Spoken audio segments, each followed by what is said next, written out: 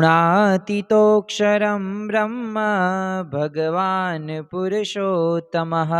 जनो जानिदं सत्यं मुच्यते भवबंधनात्।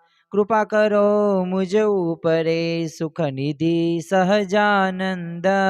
गुण तमारा गाववा बुद्धि आपजो सुख कंद। गुण तमारा गाववा बुद्धि आपजो सुख कंद। श्री स्वामिनारायण भगवाननी जय। अक्षर पुरुषोत्तम महाराजनी जय।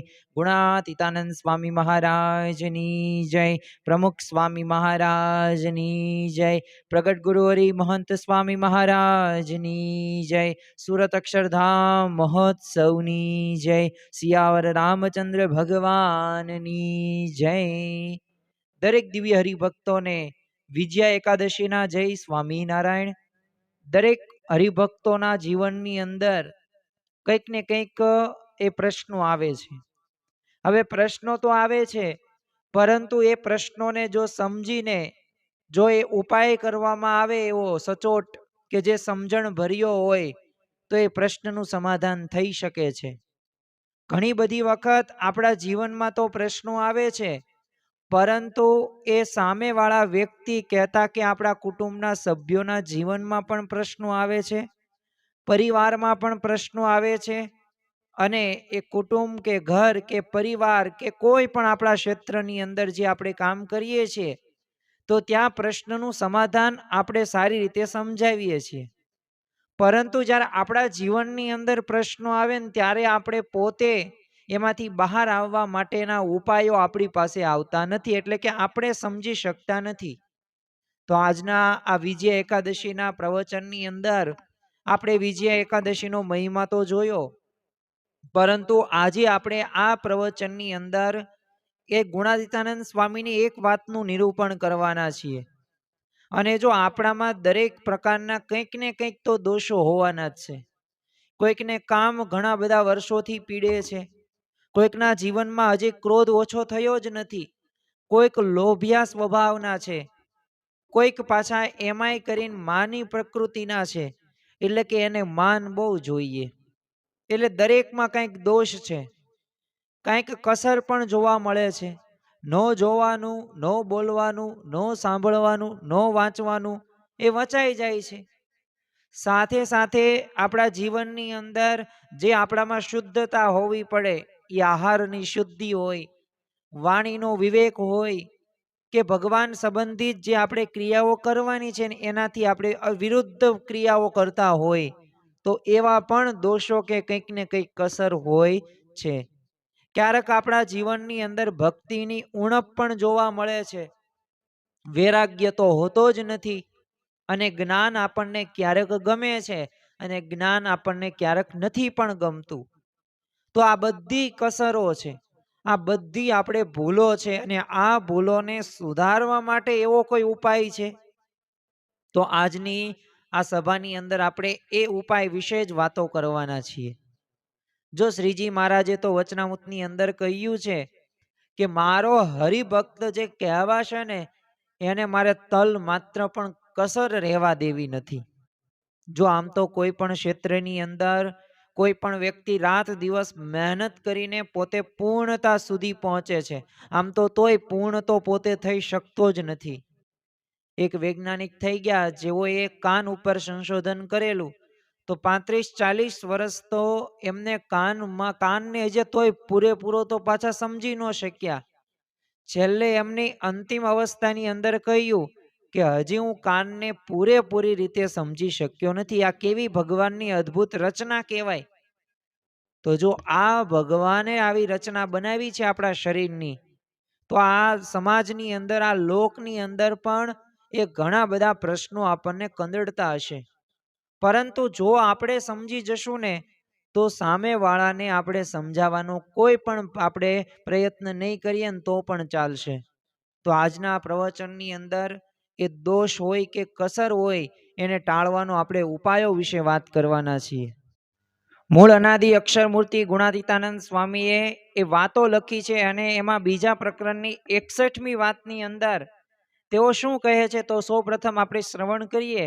સ્વામિનારાયણ હરે સ્વામીએ વાત કરી છે કે જેઓ બીજાને સમજાવવાનો આગ્રહ છે તેઓ પોતાને સમજવાનો હોય, અને જેઓ બીજાના દોષ જોવાનો આગ્રહ છે તેઓ દોષ ટાળવાનો હોય તો કાંઈ કસર રહે નહીં.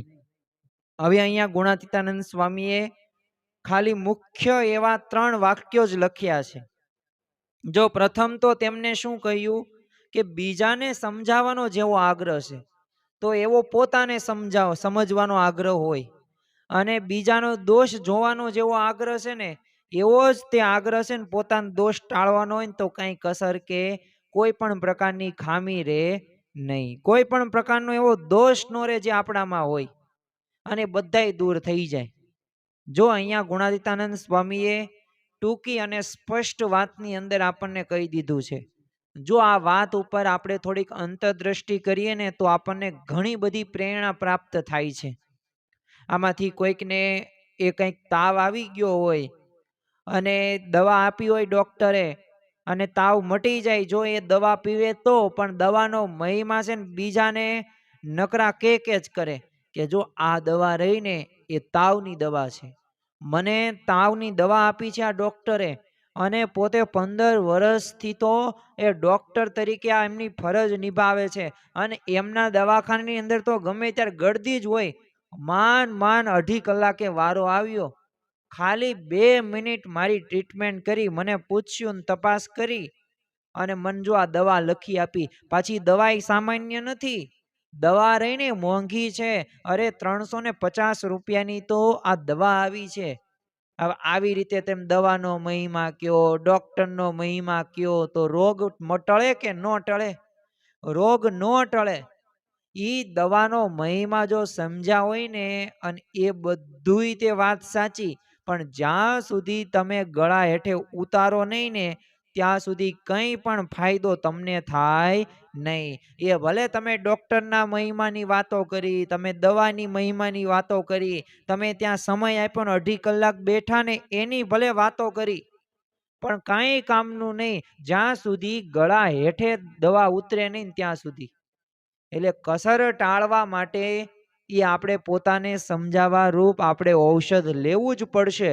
જો આજે આપણે ઘણા બધાના અવગુણો જોતા થઈ ગયા છીએ. આપ એક વાત યાદ રાખવી કે જીવનની અંદર સગાવાલા ગમે તેટલા પરિવારના સભ્યો હોય, એ દરેકને કંઈક મિસઅન્ડરસ્ટેન્ડિંગથી, કંઈક અણસમજણથી, કંઈક એવા અભાવ કે અવગુણ આવ્યા હશે તમારા કે તમને એના, પણ એ વ્યક્તિ વાસ્તવિક એવો હોતો નથી. પણ તમે જો એ ચશ્માથી તમે એને જોવો ને તો તમને એવો જ દેખાય. આ તો વાત કેવી થઈ કે હવે તમે પીળા ચશ્મા પહેર્યા છે અને તમને બધું પીળું દેખાય છે, પણ દુનિયા કેવી છે? વ્હાઈટ છે, સફેદ છે. પણ તમે ચશ્મા એવા પહેર્યા છે એટલે તમને એવું દેખાય છે. એટલે જેવી દ્રષ્ટિ તેવી સૃષ્ટિ. એટલે મહંત સ્વામી મહારાજ આપણને કહે છે કે દિવ્ય ભાવના, એ ગુણ ગ્રહણ આપણે કરતા શીખવું. અને એ ચશ્મા પહેરીશું ને તો આપણને દુનિયાના દરેક લોકો, પરિવારના સભ્યો કે ઘરના સભ્યો કે સત્સંગમાં કોઈ પણ હરિભક્તનો આપણને અવગુણ નહીં આવે. જો અવગુણ આવે ને તો એનાથી પછી અભાવથી પછી સ્વાભાવિક રીતે દ્રોહ સુધી પણ આપણે પહોંચી જઈએ છીએ. એટલે આપણે યાદ રાખવું કે આપણા જીવનની અંદર આપણામાં રહેલી જે ખામી છે, દોષો છે, જો માણસ માત્ર ભૂલને પાત્ર, દરેક માણસથી ભૂલ થાય છે, એવું આપણે નક્કી કરીને બેસવાનું જ નહીં કે કોઈથી ભૂલ થાય જ નહીં. અરે ભૂલ થાય જ, તે કોઈ સંપૂર્ણ નથી. તો સંપૂર્ણ ન હોય અને ભૂલ થઈ હોય તો આપણે જો સ્વીકારી લેશો ને તો એમાં આનંદ, અને જો સ્વીકારતા નહીં શીખીએ ને તો પછી એ દુઃખ દુઃખ ને દુઃખ જ છે. જો પોતાનું વર્તન રહ્યું ને એ બદલવાનું છે. કારણ કે આ વાતનો અન્ય એક અર્થ શું થાય છે કે બીજાને આપણે વર્તન બદલાવાનો આગ્રહ, કે આ વર્તન બદલે ને તો જ તે હું સારી રીતે કામ કરું, અને તો જ હું એની સાથે કામ કરીશ, નકર તો હું કરીશ જ નહીં. તો આપણને જો એ વ્યક્તિ પ્રત્યે એટલો બધો અભાવ કે અવગુણ આવી ગયો હોય, પણ જો આપણે એનું વર્તન બદલાવાનો આગ્રહને કરવાને બદલે શું કરવાનું છે? પોતાનું વર્તન બદલવાનું છે. જો કબીરજી શું કહે છે? બુરા દેખન મેં ચલા, બુરા ન મિલ્યા કોઈ, જબ અંતર ખોજિયા તો મુझसे बुरा न कोई. હું બાર બધે બુરા બુરા ગોતવા ગયો તો ખરાબ કોણ છે, ખરાબ કોણ છે, પણ કોઈને જડ્યું નહીં. પણ મારી જાત સામે જોયું પછી ખબર પડી કે મારા જેવો બુરો બીજો કોઈ છે જ નહીં. તો જો એમ પોતાનો જો એને હું લીધો એ દુર્ગુણ દોષ એને જોયો કે ભાઈ બધાય તો સારા જ છે, આપણામાં શું ખામી છે. જો માણસ આગળ નથી વધી શકતો ને તો એનું કારણ એક એ પણ છે કે પોતાના જે ભૂલ કરે છે પોતાના જીવનની અંદર એ ભૂલોને પોતે સ્વીકારતો નથી અને પોતે રાવણ જેવો અહંકાર રાખે છે કે હું જ સાચો, બીજા બધાય ખોટા છે. અરે મહાભારતનું યુદ્ધ થયું ને તો એ દુર્યોધન હવે છેલ્લે એક વધ્યો હતો. તો એણે શું કહ્યું છેલ્લા સુધી, અને અશ્વત્થામા હતો. તો આ દુર્યોધન કે આમાં મારી શું ભૂલ, મારી શું ભૂલ. હવે એની ભૂલ એને દેખાતી નહોતી. બોલો, હવે એના લીધે જ તે આખું આ મહાભારત થયેલું, એના લોભના સ્વભાવના લીધે થયેલું. એક સોયની અણી જેટલું પણ એ જમીન એ હું આ પાંડવોને આપીશ નહીં. આ એનો અહંકાર જ આપણને દેખાય છે ને. પણ જો એનો અહંકાર એ પોતે મૂકી શકતો નથી, નિર્માની પણ એ ન થઈ શક્યા. એટલે આ મોટામાં મોટો મહાભારતનું એ યુદ્ધ થયું જે 18 દિવસ ચાલ્યું અને એમાં બધાય કૌરવોનો એ વિનાશ પણ થાય છે. તો જો બીજાને કોઈ સદગુણ કેળવતા સમજાવતા પહેલા છે ને પોતે સદગુણ કેળવવો પડે અને એના માટે પ્રયત્ન કરવો જોઈએ. અને જો પ્રમુખ સ્વામી મહારાજે પણ આ જ વાત કરેલી છે અને સ્વામી વિવેકાનંદના જીવનની અંદર પણ આજ આપણને સ્પષ્ટ ખ્યાલ આવે છે. હવે એક વખત છે ને સ્વામી વિવેકાનંદ પોતે પોતાના આશ્રમની અંદર બેઠેલા, તો એવામાં છે ને એક સ્ત્રી આવી પોતાના એક બાળકને લઈને. બાળક હવે બહુ ચંચળ વૃત્તિ વાળો હતો અને તોફાની હતો. એટલે એ ફરિયાદ લઈને આવી કે આ રહીને આ તોફાન તો કરે છે, એની હું ફરિયાદ લઈને નથી આવી, પરંતુ આ નકરો ગોળ જ ખાય છે. એટલે તમે આને કંઈક સમજાવો. તમારું તો માનશે તો આ ગોળ ખાવા, નકર આને ડાયાબિટીસ થઈ જશે અને ઘણા બધા ચામડીના રોગો થઈ જશે. બહુ ગળપણ સારું નહીં, અતિની ગતિ નહીં. પાછો આવો મહિમા છે ને ઓલી બાઈને ખરો. એટલે આ સ્વામી વિવેકાનંદને કીધું. તો સ્વામી વિવેકાનંદે શું કીધું, કંઈ વાંધો નહીં, તમે અઠવાડિયા પછી આવજો. તે પછી અઠવાડિયું પસાર થયું. અઠવાડિયા પછી એ સ્ત્રી અને એ બેના ચંચળ જેવા બાળકને લઈને આવે છે અને સ્વામી વિવેકાનંદને કહ્યું કે હવે તમને તમે હવે આને કયો. તો સ્વામી વિવેકાનંદ કે જો બટા, હવે તું છે ને ગોળ ખાતો નહીં. જો આ તારા મમ્મીને નથી ગમતું અને આ શરીર માટે આવી ખાલી 2-3 વાક્યો બોલ્યા. હવે ઓલી બાઈને છે ને આશ્ચર્યચકિત થઈ જાય છે. આશ્ચર્યચકિત થવાનું કારણ શું હતું? તો એ પૂછે છે કે હું અઠવાડિયા પહેલા હું આવી હતી ત્યારે તમારે જો આટલું જ કહેવાનું હતું તો અઠવાડિયાનો સમય કેમ બગાડ્યો તમે? ત્યારે જ આ વાક્ય કહી દીધા હોત તો અમારે ફરી વખત ધકોય નહીં. અને જો અઠવાડિયું આને કેટલો બધો ગોળ ખાધો તો એ ગોળ ખાવાનો બચી જાત. ત્યારે સ્વામી વિવેકાનંદ શું મર્મની વાત બોલ્યા. જો આપણા જીવનની અંદર આ લાવવાનું છે. સ્વામી વિવેકાનંદે કહ્યું કે ત્યાં જ્યારે તમે અઠવાડિયા પહેલા આવ્યા ને ત્યારે હું પણ ગોળ ખાતો હતો. એટલે મારો તો નિયમ છે, મને મારા ગુરુએ શીખવ્યું જ્યાં સુધી તમારામાં ન હોય ને ત્યાં સુધી બીજાને ઉપદેશો આપવા નહીં. તો મેં પોતે જાતે ગોળ બંધ કર્યો ને હવે હું એને કહું છું. જો આ પ્રકારની રીત હોય ને તો અવશ્ય આપણામાં સદગુણોનું એ આપણે ખીલન થાય જ છે. જો પ્રમુખ સ્વામી મહારાજના જીવનની અંદર પણ આ જ જોવા મળતું. વિશ્વ વંદનીય પ્રમુખ સ્વામી મહારાજ કે તમે એમના જીવનની અંદરથી એક પ્રસંગો કંઈક ને કંઈક શીખવા જેવા હોય, આ એક સમજવા જેવા હોય અને આપણામાં સદગુણો આવે ને તેવી પ્રકારની રીતના હોય છે. પ્રમુખ સ્વામી મહારાજે જ્યારે આંખનું ઓપરેશન કરાવ્યું ને તે ત્યારબાદ ડોક્ટરે છે ને કંકુનો ચાંદલો કરવાની ના પાડી. કારણ કે જો આંખમાં કંકુ પડે તો નુકસાન થાય એમ હતું. એટલે સ્વામી બાપા તો ઓપરેશન બાદ થોડા મહિના છે ને ચંદનનો ચાંદલો કર્યો. પણ ગુરુ પૂર્ણિમાના દિવસે સ્વામી બાપાએ કંકુનો ચાંદલો કરવા માટેની ઈચ્છા રજૂ કરી. તે સેવકોની એ તો ના પાડી કે ડોક્ટરે ના પાડી છે, હજી આ આંખનું ઓપરેશન કર્યું છે, કંકુ એમાં પસાર થશે તો કંઈક બીજું થશે. તો આવી બધી વાતો કરીને તોય એમને શું કીધું, આપણે બધાને તિલક ચાંદલો ભપકા બંધ કરવાની વાત કરીએ અને આપણે ન કરીએ તો કેવું કહેવાય. તો જો આ એમની હવે હવે એમની એક સ્થિતિ એવી છે કે આંખનું ઓપરેશન કરાવ્યું એટલે એક અંકુત, પણ છતાં પણ જો પ્રમુખ સ્વામી મહારાજના જીવનની અંદર કેવી ભાવના છે કે પોતાનું વર્તન જો ને એ પોતે બદલે છે. એટલે કે કેવી રીતે કે જે ઉપદેશ આપે છે ને એ પ્રમાણે પોતાના જીવનમાં એ લાવે છે. 1987માં દુષ્કાળનું વર્ષ હતું અને પ્રમુખ સ્વામી મહારાજ સારંગપુર પધાર્યા. તો હવે દુષ્કાળના કારણે છે ને પાણીની તંગી હતી. એટલે એ બાબતે સ્વામી બાપાની ઉપસ્થિતિની અંદર જ તે સાંજની સભામાં છે ને પાણીની બચત અંગે જાહેરાત કરવામાં આવી. તેમાં એક જાહેરાત હતી કે છે ને સૌએ છે ને નાહવામાં વધુ પાણી વાપરવું નહીં, આમ જરૂર પૂરતું જ પાણી વાપરવું. જો આમ તો ભારતને વિશ્વની અંદર આવા ઘણા બધા વર્ષોથી એક પ્રકારની એક મહાસંકટો આવે છે. આ મહાસંકટો અમુક રીતે આર્થિક રીતે હોય છે, અમુક વખત સામાજિક રીતે હોય છે, અમુક રોગચાળો ફાટી નીકળે છે. તો એવી બધી રીતે એ ભારતની વિશ્વની અંદર દરેક જગ્યાએ આવું થાય છે. તો પાણીની તંગી આ દુષ્કાળના લીધે થયેલી ને આવી બધી વાતો કરી.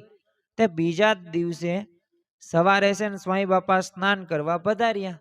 તો દરરોજના ક્રમ મુજબ તો સેવક સંતે પાણીની 2 ડોલ ભરીને બાથરૂમમાં તૈયાર રાખેલી હતી.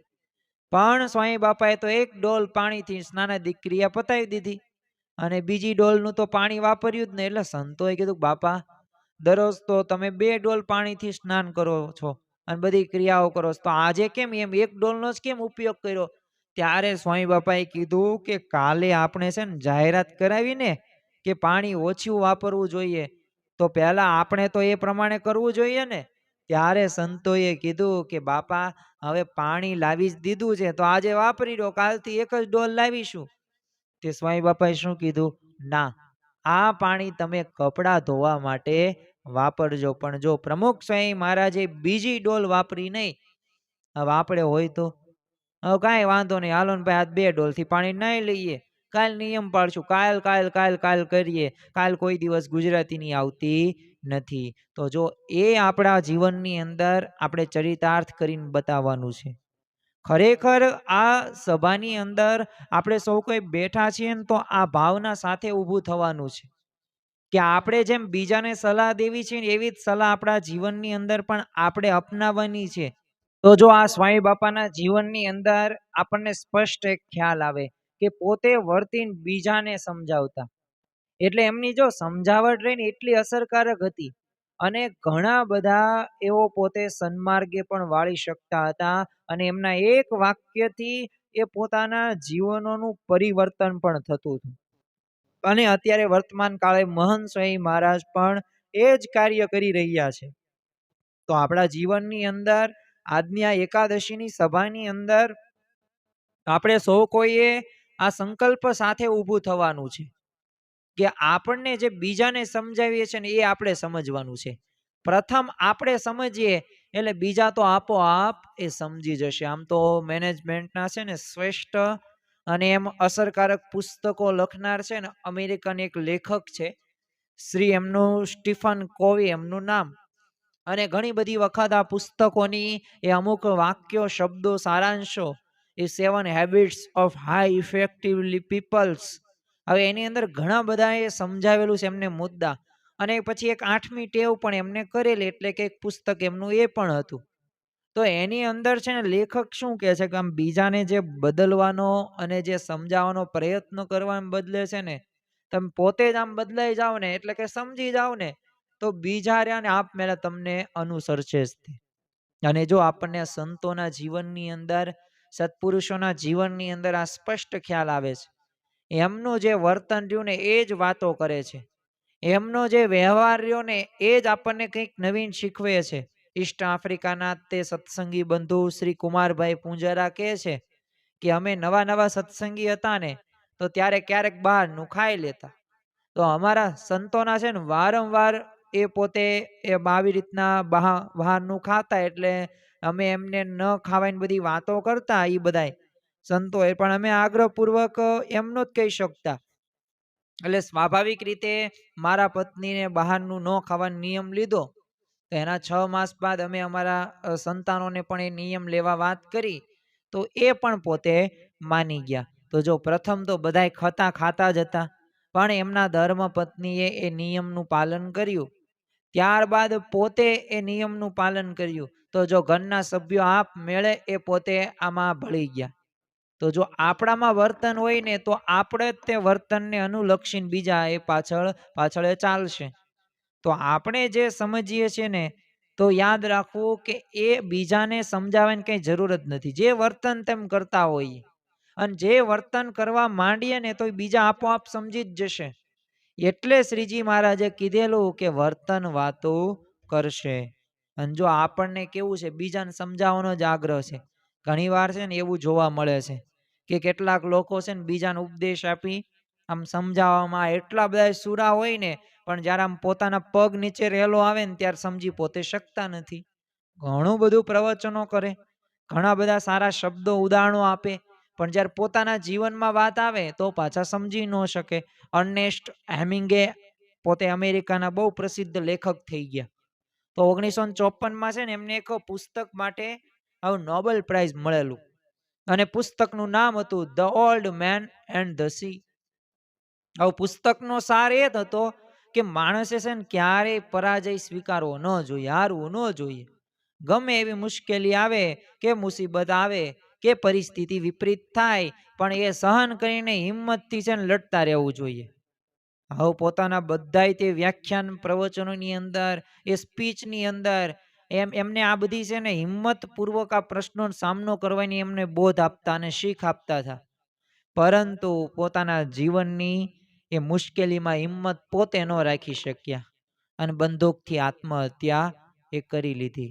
તો હવે એ તમે વિચાર કરો કે પ્રવચનો હોય કે સ્પીચ હોય કે એમના જે વાક્યો હોય તો એ શું કામના. પણ જો પોતાને જ્યારે સમજવાનું હતું તો એ પોતે સમજી ન શક્યા, બીજાને સમજાવવામાં સુરા હતા, તો પોતાના જીવનમાં લાવવાનું છે. આ તો તમારો સુધારો થશે. એકવાર છે ને જર્મનીના હેમબર્ગ શહેરની અંદર છે ને એક વિશ્વના ટોચના એક મનોચિકિત્સકોની એક કોન્ફરન્સનું આયોજન કરવામાં આવેલું હતું. અને આ કોન્ફરન્સની અંદર બધા એવા મનોચિકિત્સકો આવેલા જે પોતાના ક્ષેત્રની અંદર પોતે એક્સપર્ટ હોય. તો પ્રથમ દિવસે તો છે ને એક વિષય ઉપર વાર્તાલાપમાં બે ડોક્ટરો વચ્ચે આમ ઉગ્ર ચર્ચા થઈ અને ચર્ચામાંથી તો ગાળાગાળી પછી તો મારામારી થઈ. એટલે બધાય ડોક્ટરો બે જૂથમાં વહેંચાઈ ગયા અને આખા હોલમાં ધમાચકડી મચી ગઈ. તે પોલીસ આવીને પછી તો એ 9 ડોક્ટરો તો ઘવાયા હતા, તે 4ની તો ધરપકડ થઈ. તે બધાને એમાં આશ્ચર્ય શું હતું એ વાતની અંદર કોન્ફરન્સમાં કે એટલે એ તો એવો કયો વિષય હતો કે આટલી બધી આમ ઉગ્ર ચર્ચા ને મારામારી થઈ. તો વિષય સામે એવો કંઈક હોય ને પાવરફુલ, તો વિષય કેવો હતો તમને જાણીને આશ્ચર્ય થશે કે ક્રોધ પર કાબુ કેમ મેળવશો. હવે બીજાને સમજાવવામાં પોતે સમજવાનું એ રહી ગયું. તો જો ક્રોધને કાબુમાં રાખવાની વાતો કરતા હતા, પણ પોતે જ તે પાછા એ ક્રોધના સ્વભાવમાંથી બચી નથી શક્યા. તો બીજાને સમજાવવા જેટલો આપણે પુરુષાર્થ કરવામાં આવે ને એટલો પુરુષાર્થ જો પોતાને સમજાવવામાં કરવામાં આવે ને તો અંતે એમાંથી લાભ ને લાભ જ થાય. એટલે ગુણાતીતાનંદ સ્વામીએ વાત કરી છે કે જેવી બીજાને સમજાવવાનો આગ્રહ છે ને એવો પોતાને સમજવાનો આગ્રહ હોય. જેવો બીજાના દોષ જોવાનો આગ્રહ હોય ને એવા પોતાના દોષ ટાળવાનો હોય ને તો કોઈ દોષ કે કસર કે કોઈ પણ ખામી પણ રહે નહીં. જો બીજાને સમજાવવાનો પ્રયત્ન કરીએ છીએ ને, આપણે જો દિવસ દરમિયાન આપણા સંતાનોને ઘણી વખત કહીએ છીએ, શું કહીએ છીએ? ફોન જોવાનો નહીં.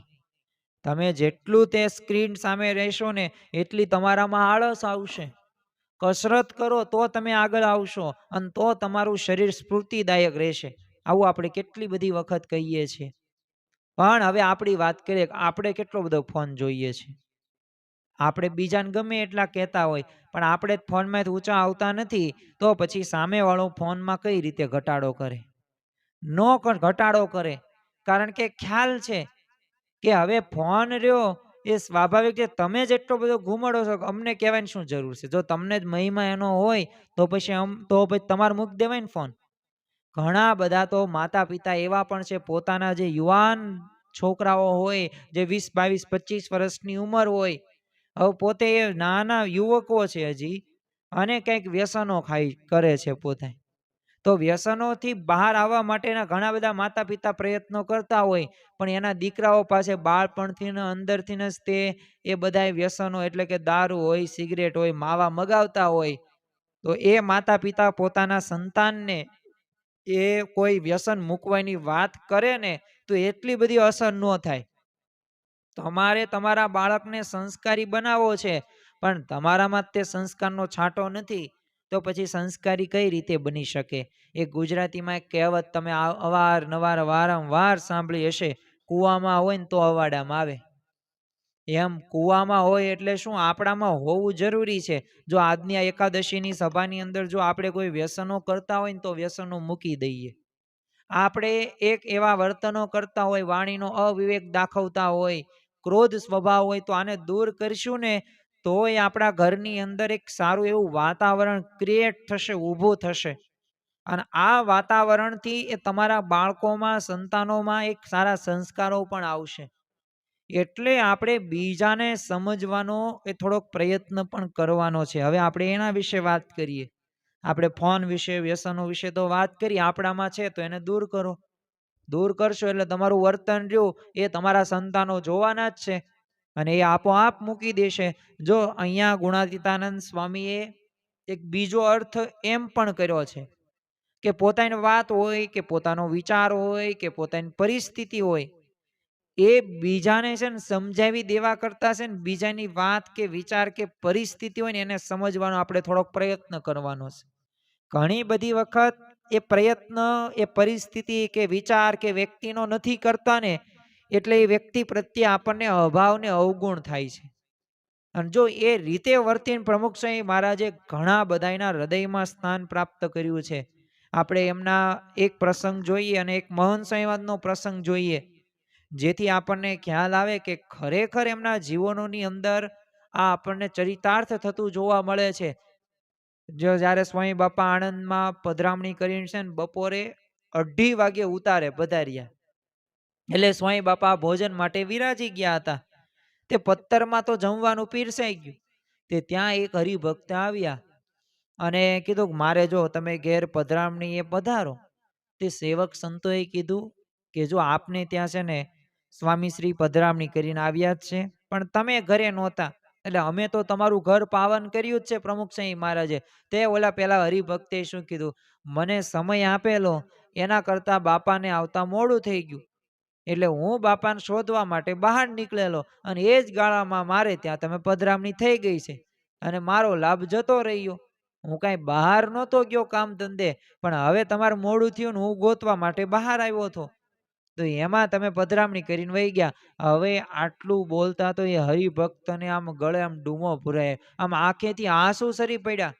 તે સેવકો એમને સમજાવવા પ્રયત્ન કરતા હતા, પણ એમને અટકાવીને સ્વામી બાપાએ કીધું, સેવક સંતોને વાત કરી કે એમને સમજાવશો નહીં, એમનો ભાવ તો જુઓ, આપણે સમજી જઈએ. જો આ પ્રકારની ભાવના હોય ને, પ્રમુખ સ્વામી આજે પત્તરમાં બધું પીરસેલું હતું ને એ બધું તે પત્તર આઘું કરી નાખ્યું અને સ્વામી બાપાએ એમને ત્યાં પધરામણીએ પધાર્યા. વિચાર કરો કે હજી તો 2:30 વાગ્યા છે, પાછું એમાંય તે પાછું મોડું થયું છે જમવામાં, તોય તે હરિભક્તનો જો ભાવ જોયો. ઘણી બધી વખત ઘરની અંદર પણ આ જ પ્રશ્નો થતા જોવા મળે છે. આપણે છે ને શબ્દો ઉપર ભાર મૂકીએ છીએ, પરંતુ શબ્દો કરતા એ જો આપણે એમની લાગણી કે એમની ભાવના સામે જોઈએ ને તો આપોઆપ એ ઘરની અંદર એ પરિવારના સભ્યોને આપણે સમજી શકીએ છીએ. મહંત સ્વામી મહારાજનો પણ એક પ્રસંગ જોઈએ. 2008માં ફેબ્રુઆરી મહિનાની અંદર છે ને મહંત સ્વામી મહારાજનું વિચરણ કર્ણાટકમાં ગોઠવાયેલું હતું. તેઓ તો આમ ટીપ ટૂર પધાર્યા એટલે આપણા બધા હરિભક્તો હોય ને ગુણભાવી હોય ત્યાં પધરામણી બધી ચાલી રહેલી. તો એમાં એક હરિભક્તે છે ને પોતાના એક સંબંધીને ત્યાં અરસી કેર પધરામણી કરવા માટે વિનંતી કરેલી, પણ ત્યાં રસ્તા સાંકડા હોવાથી સ્વામીશ્રીને મુશ્કેલી પડે એમ હતું, એટલે સંતોએ છે ને સમજાવવા પ્રયત્ન કર્યો, પણ એ હરિભક્ત કઈ માનવા તૈયાર હતા જ નહીં. એ દરમિયાન છે ને સ્વામીશ્રી પોતે બાજુના રૂમમાં બેસીને ભોજન લેતા અને એ બધું સાંભળી ગયા અને સમજી ગયા અને જમ્યા પછી સંતોને બોલાવીને કીધું કે આપણે સાંજે છે ને એમને ત્યાં પધરામણીએ જઈશું. અને સ્વામીશ્રી અરસી કરે તે હરિભક્તના ઘરે તો ગયા જ, પણ માર્કેટ યાર્ડમાં એમની દુકાનમાં પણ ગયા અને એમને રાજી કર્યા.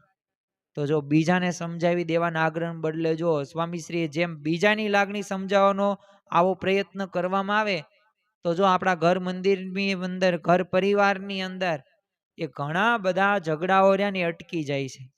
અને એ ખરેખર આપણને એક સુખનો અનુભવ પણ ઘરની અંદર થાય છે. પણ જો સમજવાનો આગ્રહ હોય તો બીજાને સમજાવવા કરતાં આપણે સમજી જઈએ. બીજાને સમજાવીશું ને તો અમુક વાર એ સમજશે, પણ નહીં પણ સમજે, પણ એનો ભાવ કે લાગણી સામે જોશું ને તો આપણને ખરેખર છે ને એ ભાવના જોઈને આપણને રાજી કરવાનું, સમર્પણ કરવાનું બળ પ્રાપ્ત થશે. અને અહીંયા ગુણાતીતાનંદ સ્વામીએ આ જ વાતની અંદર છેલ્લો મુદ્દો કીધો કે પોતાના દોષ ટાળવાનો આગ્રહ રાખવો જોઈએ. જો આમ તો આપણને સુખ કેમ નથી આવતું, શાંતિનો અનુભવ કેમ નથી થતો? કારણ કે આપણામાં દોષો પડેલા છે, આપણામાં કંઈક ને કંઈક ખામી છે, ભૂલો છે. હવે એ જ્યાં સુધી એ ભૂલોને આપણે સુધારીશું નહીં ત્યાં સુધી આપણને શાંતિનો અનુભવ નહીં થાય. તો પોતાનો દોષ ટાળવાનો આપણે આગ્રહ રાખવાનો છે. કાગડો જેમ ઢોરના ચાંદા ઉપર બેસે તો એમ મનુષ્યની નજર હંમેશા કેવી હોય? બીજાના દોષ ઉપર જ પડે. હવે એ ખોટું છે, આ વ્યક્તિ આમ ન કરવો જોઈએ, આ તો આમ જ થવું જોઈએ. હવે આવા વિચારો રહ્યા ને એ વ્યક્તિને ઘણી વખત એ સ્વાભાવિક રીતે પોતે સુખી કરી શકતા નથી. સુખી કરવા માટે શું જરૂરી છે? તો સુખી કરવા માટે જરૂરી છે કે પોતાના દોષને ઓળખીને નિવારણ કરીએ તો આપણે સુખી થઈએ. ઊંટ જો તમામ પ્રાણીઓમાંથી કોનું કયું અંગ વાંકું છે ને એક વખત યાદી બનાવવા લાગ્યું. ફૂલ સ્કેપનો ચોપડો લીધેલો અને આ જોઈએ ને શિયાળે કીધું કે બીજાના તો જો ઊંટભાઈ એક એક અંગ વાંકા છે, પરંતુ આપના તો છે ને 18 અંગ વાંકા છે. એનો તમે વિચાર કરો ને તો જો આપણે ઊંટ જેવું થાય છે કે આપણામાં ઘણા બધા દોષો હોય અને સામેવાળાના દોષો આપણે કહીએ છીએ, પણ વાસ્તવમાં આપણે કેટલી બધી ખામીઓ ભરેલી છે અને એ ખામીઓને દૂર કરવા માટે પ્રયત્નો કરતા નથી. તો બીજાના દોષ જોવા કરતા જો પોતાના દોષનો આપણે વિચાર પ્રથમ કરવાનો છે તો સુધારા લક્ષી એ પ્રવૃત્તિ થશે ને કાર્યક્રમ થશે. અને અહીંયા તે જો આપણને ગુણાતીતાનંદ સ્વામીએ એક અગત્યનો શબ્દ આ વાતની અંદર મૂકે છે કે દોષ ટાળવાનો આગ્રહ. હવે દોષ ખબર પડે ને પછી ટાળવાનો આગ્રહ જરૂરી છે.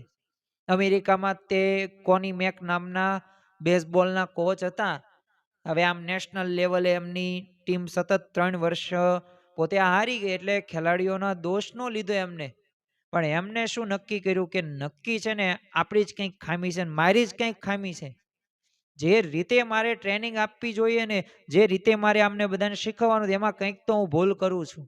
એટલે ખેલાડીઓને સારી એવી ટ્રેનિંગ કેવી રીતે આપવી ને એ માટે 1 વર્ષ સુધી એમને અભ્યાસ કર્યો અને જુનિયર લેવલના ખેલાડીઓની ટીમ સાથે એ રહીને અનુભવ પણ મેળવ્યો અને ફરીથી પાછા નેશનલ લેવલની ટીમના કોચ બન્યા અને ખેલાડીઓને સફળતા અપાવી.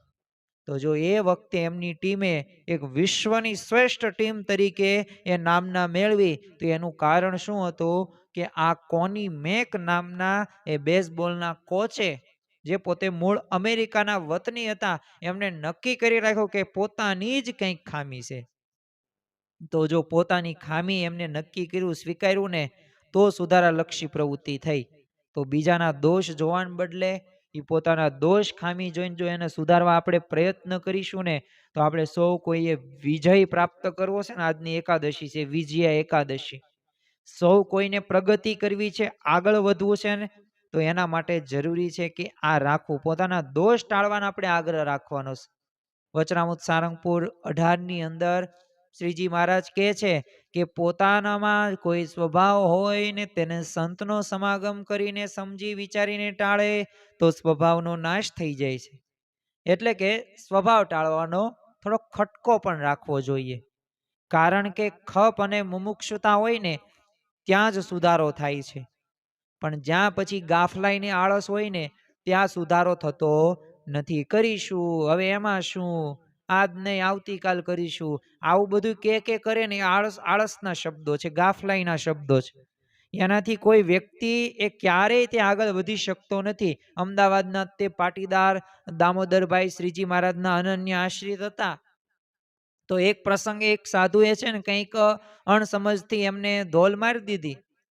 તો મહારાજને આ વાતની જાણ થઈ ને એટલે એમને આ સાધુને ઠપકો આપવા બોલાવ્યા. હવે જો આ દામોદર ભાઈ પટેલ પોતે એ કેવા અનન્ય આશ્રિત હતા.